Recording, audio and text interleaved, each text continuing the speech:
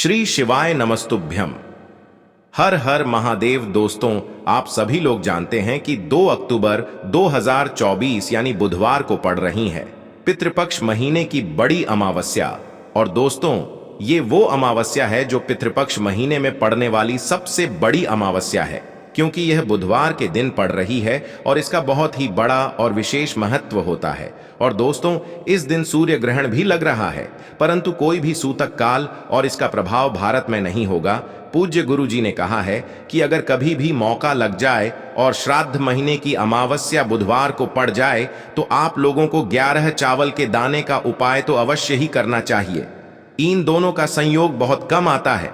और इसी के साथ मैं गुरु जी ने अपनी शिव पुराण कथा में बताया है कि इस दिन आपको 11 चावल दाने का उपाय तो आपको अवश्य ही करना चाहिए, क्योंकि ऐसा दिन पूरे साल में सिर्फ एक ही बार आता है।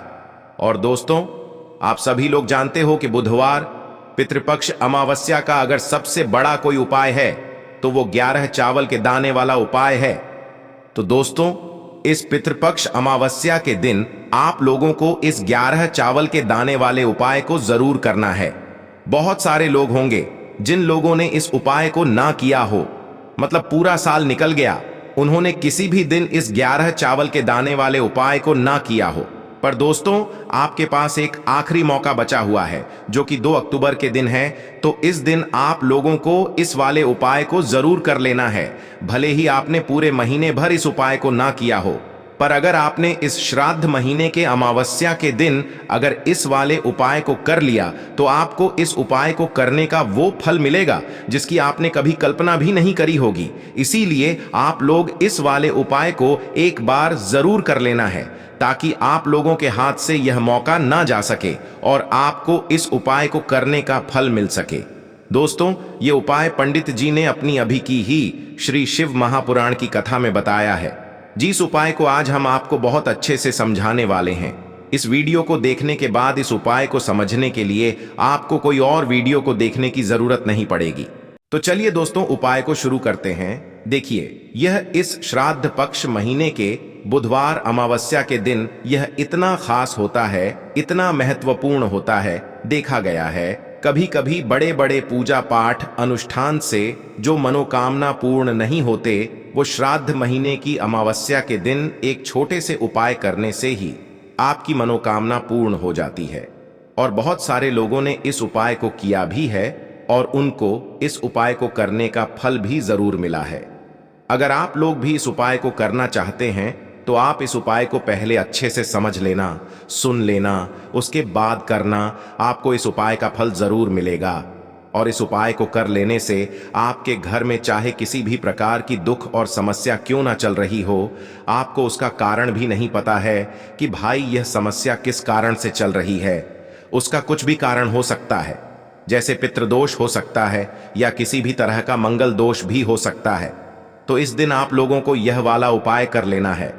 यह एक ऐसा उपाय है जिस उपाय को अगर किसी विशेष दिन पर किया जाए तो भाई उस विशेष दिन का जो है वह तो हमें मिलता ही मिलता है, पर हमने उस दिन पर इस उपाय को किया है तो हमें उससे भी बड़ा फल मिलता है और फल बहुत जल्दी मिलता है, क्योंकि आप इस उपाय को बहुत ही बड़े और विशेष दिन पर कर रहे हो।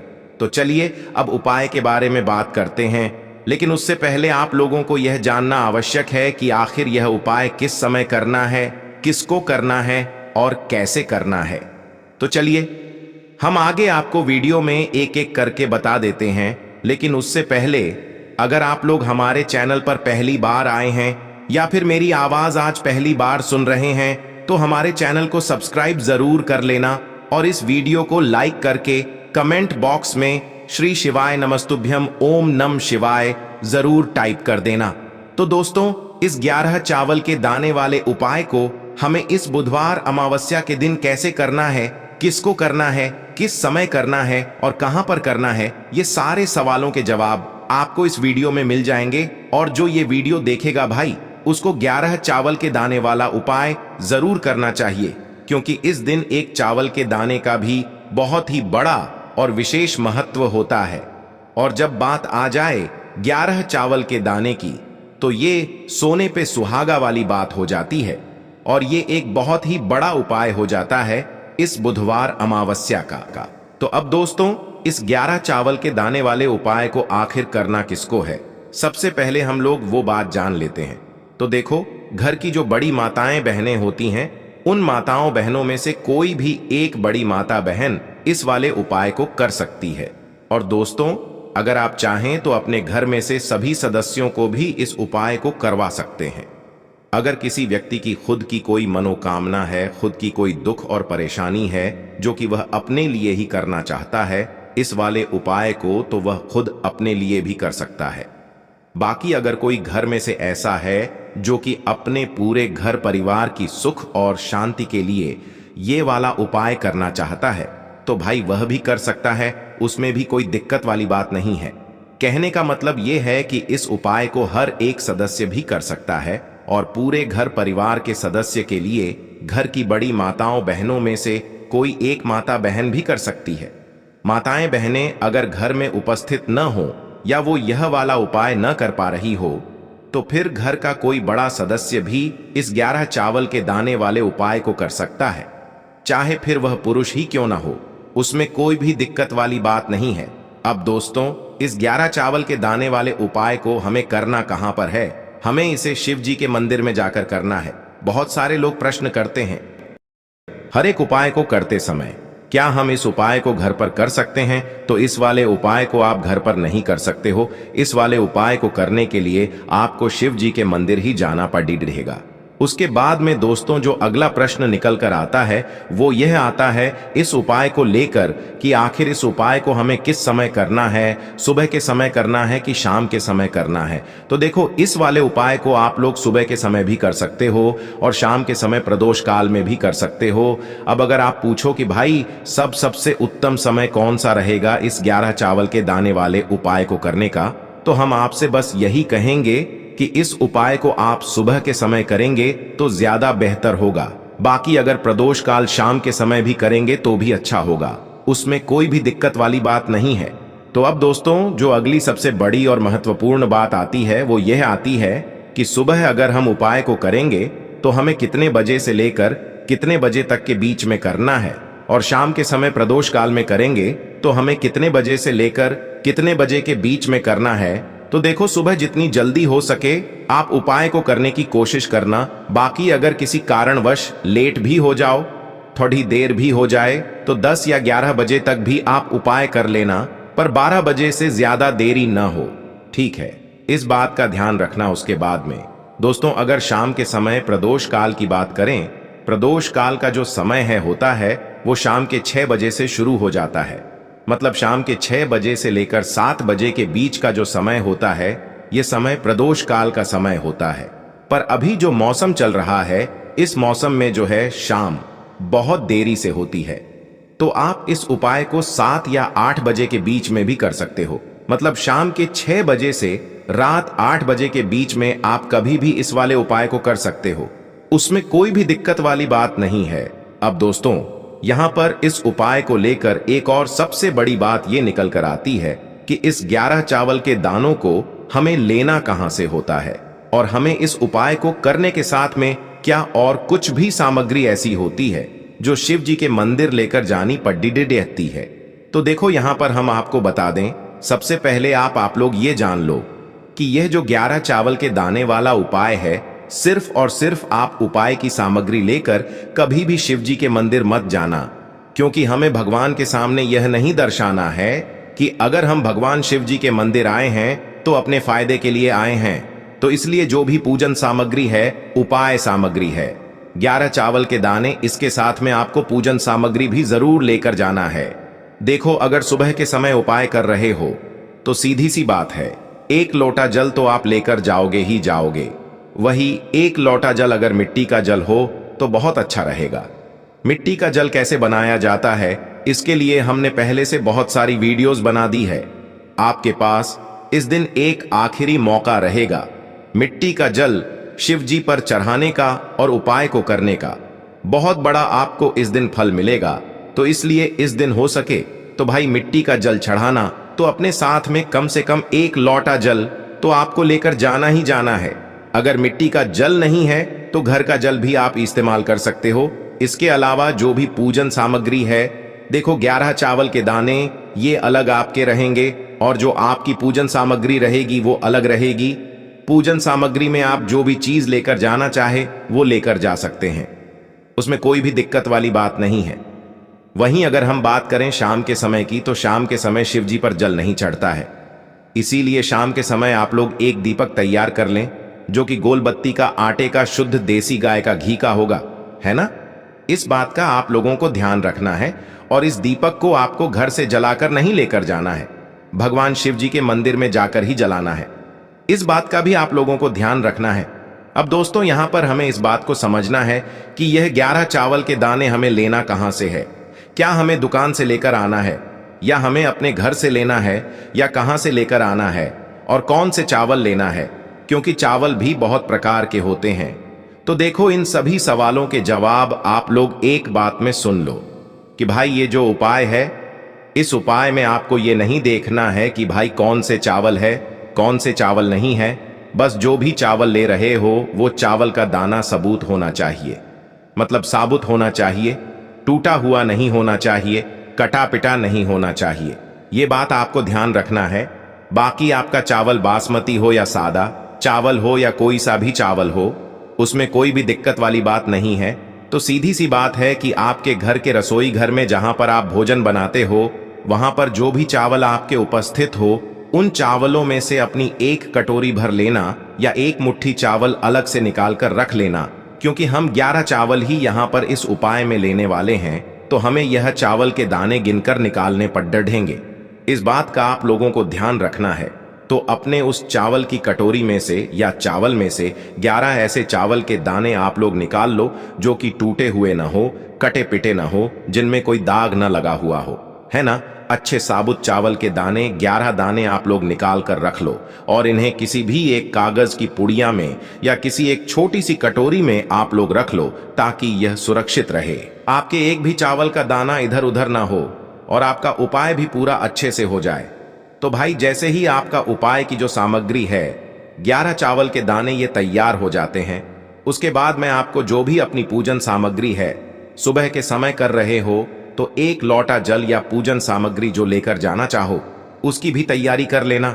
और शाम के समय जा रहे हो तो भाई अपना जो दीपक है उसे तैयार कर लेना, ठीक है। और उपाय को करते समय शुद्धता का विशेष रूप से ध्यान रखना, ठीक है।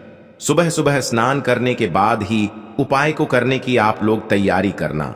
उसके बाद अगर शाम के समय की बात करें तो शाम के समय आपको स्नान करने की जरूरत नहीं है, पर शुद्धता का ध्यान रखना है। आपको स्नान तो नहीं करेंगे, आप हाथ मुंह धोकर भी इस वाले उपाय को शाम के समय प्रदोष काल में कर सकते हैं, इसमें कोई दिक्कत वाली बात नहीं है। तो आप अपने उपाय की पूरी सामग्री तैयार करके आपके पास ही में जो आपका शिव मंदिर हो वहां पर पहुंच जाइए। सबसे पहले शिव मंदिर में जाकर आप लोगों को उपाय नहीं करना है, पहले भगवान के दर्शन करना है, भगवान से आशीर्वाद प्राप्त करना है, फिर शिव जी की शिवलिंग के पास में आना है। शिवलिंग के पास में आने के बाद आप जो पूजन सामग्री लेकर आए हुए हैं, जैसे कि सुबह गए हुए होंगे तो एक लोटा जल और जो भी पूजन सामग्री लेकर आए हैं आप उनसे भगवान शिव जी की पूजन कीजिए। सबसे पहले तो एक लोटा जल ही चढ़ेगा, उसके बाद में आपकी पूजन सामग्री चढ़ेगी। उसके बाद में अगर दोस्तों शाम के समय अगर आप इस उपाय को कर रहे हो तो अपने साथ में कम से कम एक जो दीपक है गोल बाती का जो आप अपने साथ में लेकर गए हो, उस दीपक को मंदिर में जाकर अपनी माचिस से जलाना है और उस दीपक को शिवलिंग के पास में रखना है, ठीक है। इस दीपक को रखने के बाद ही आप लोगों को अपना ये वाला उपाय शुरू करना है। और दीपक को ज्यादा पास में मत रखना, वैसे भी गर्मी पड़ रही है, भगवान शिव जी को आंच नहीं लगनी चाहिए, है ना। तो भाई जैसे ही आपकी पूजा अर्चना हो जाती है, आप भगवान शिव जी को प्रसन्न कर लेते हैं, उसके बाद में शिवलिंग के पास ही में आप कहीं पर बैठ जाइए, सामने या आसपास जिस जगह पर आपको बैठना हो वहां पर बैठ जाइए और अपने वह 11 चावल के दाने अपने सामने निकाल कर रख लीजिए, क्योंकि अब यहाँ पर उपाय को यहाँ पर करने की आपको तैयारी करना है। और इस तरीके से जब आप उपाय करेंगे, पूजन सामग्री करने के बाद, पूजन अर्चना करने के बाद, तो आपको उपाय का फल बहुत जल्दी और बहुत बढ़ा होकर मिलेगा। तो अपने 11 चावल के दाने अपने सामने निकाल कर रख लेना। और यह जो उपाय है यह आपकी सीधे हाथ की हथेली से होगा, इसलिए इस बात का भी विशेष रूप से ध्यान रखना है। तो सीधे हाथ की हथेली का प्रयोग करके ही आप लोग अपना इस वाले उपाय को करना। पर अपने सामने जो भी आपकी कागज की पुड्डियां है उसको खोल कर रख लो, या कटोरी है तो भाई उसे अपने सामने रख लो और अपने वह 11 चावल के दाने निकाल लो। ठीक है। उसके बाद में दोस्तों अब आपको क्या करना है कि शिवलिंग आपके सामने होगी, तो आपने वह 11 चावल के दाने एक एक करके आपको शिव जी के शिवलिंग के ऊपर चढ़ाना है। कहां पर चढ़ाना है? शिवलिंग के ऊपर चढ़ाना है, और कहीं पर भी नहीं चढ़ाना है। आपको अपने हथेली से तो शिवलिंग के ऊपर चढ़ना है, भले ही फिर वो अपने आप जलाधारी पर गिर जाए या मतलब वहीं पर गिर जाए, उसमें कोई दिक्कत वाली बात नहीं है, पर आप चढ़ाओ शिवलिंग के ऊपर ही। तो आपको क्या करना है, अपना पहला चावल का दाना उठाना है, श्री शिवाय नमस्तुभ्यम बोलना है और शिवलिंग पर चढ़ा देना है। इसी तरीके से दूसरा चावल का दाना उठा है, शिवलिंग पर चढ़ाना है और मंत्र बोल देना है, और फिर तीसरा चावल का दाना उठाना है, श्री शिवाय नमस्तुभ्यम बोलना है और चढ़ा देना है। इसी प्रकार से आपको पूरे 11 चावल के दाने एक एक करके शिव जी के शिवलिंग के ऊपर चढ़ाना है और भगवान से प्रार्थना करते जाना है। मतलब प्रार्थना तो आपको आखिरी में करना है, पर हर एक चावल के दाने को चढ़ाते समय श्री शिवाय नमस्तुभ्यम जरूर बोलना है। उसके बाद ही में यह चावल का दाना शिवलिंग के ऊपर आपको चढ़ाना है। जैसे ही आपके 11 चावल के दाने शिवलिंग के ऊपर चढ़ जाते हैं, तो भाई उसके बाद में आपको क्या करना है, भगवान से अपनी मनोकामना बोलना है। मनोकामना भी कब बोलना है? जब आपका 11 चावल का दाना आपके सीधे हाथ की हथेली में हो और आप उसे चढ़ाने के लिए जा रहे हो। श्री शिवाय नमस्तुभ्यम बोलकर उस आखिरी चावल के दाने को शिवलिंग के ऊपर चढ़ा देना और भगवान से फिर अपनी वह मनोकामना बोल देना, जिस मनोकामना के लिए आप लोग अपना यह वाला उपाय कर रहे हो। जिस भी दुख और परेशानी के लिए आप लोग अपना यह वाला उपाय कर रहे हो, उसके बाद में जैसे ही आप अपनी मनोकामना बोल देते हो, आपका यह वाला उपाय पूरा हो जाता है। पर दोस्तों, उपाय को करने के बाद आप लोगों को 2 मिनट भगवान शिव जी के मंत्र का जाप जरूर करना है, और मंत्र का जाप करने के बाद भगवान से एक और बार प्रार्थना करना है अपनी मनोकामना के लिए, या अपनी जो भी दुख और परेशानी है उसके लिए। इसके बाद में आप लोग भगवान को देखकर, भगवान से प्रार्थना करके, उनसे आशीर्वाद लेकर वहां से उठ सकते हैं और अपने घर पर जा सकते हैं। बस दोस्तों, यहां पर यह वाला उपाय पूरा हो जाता है। इस तरीके से जो भी व्यक्ति छोटी छोटी चीजों का ध्यान रखते हुए इस 11 चावल के दाने वाले उपाय को करेगा, निश्चित सी बात है उसे उसकी मनोकामना जल्द ही पूर्ण होगी, और जो भी दुख और परेशानी है वो भी बहुत ही जल्दी दूर होंगे।